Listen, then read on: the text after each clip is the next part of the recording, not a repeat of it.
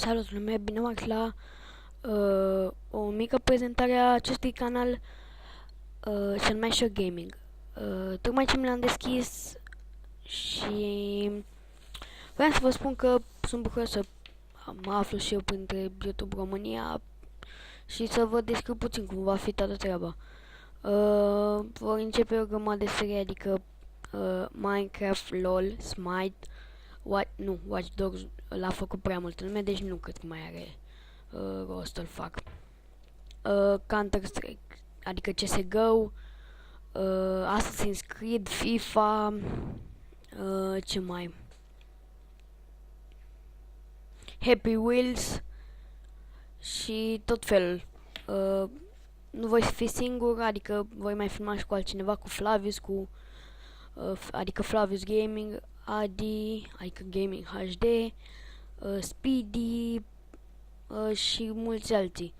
Voi face și pe Minecraft niște mod pe curi, adică tocmai ce adică am Pixelmon, Take It Classic, Take It Like, Take It Spațial,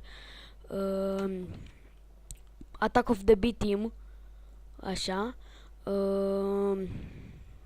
Tropicraft, dacă n-am mai zis, și Big Dig și Hexit și multe. Dați-mi în comentarii ce serii să mai fac, adică mai am, nu știu, Hearthstone, ce să mai fac, nu știu, chiar nu știu. Nu știu, și dați și voi un share sau un like, un subscribe, dacă vă place ceea ce fac. Cred că azi voi filma, și am uitat să vă spun, am intrat în Spartanii, o mică serie de lui Flavius, Adi și restul. De fapt e sezonul 2, că eu n-am fost în primul sezon. Primul sezon se numea Survival Team, așa că eu am intrat mai târziu puțin, sezonul 2, și tocmai ce mă pregătesc să filmez ceva acum.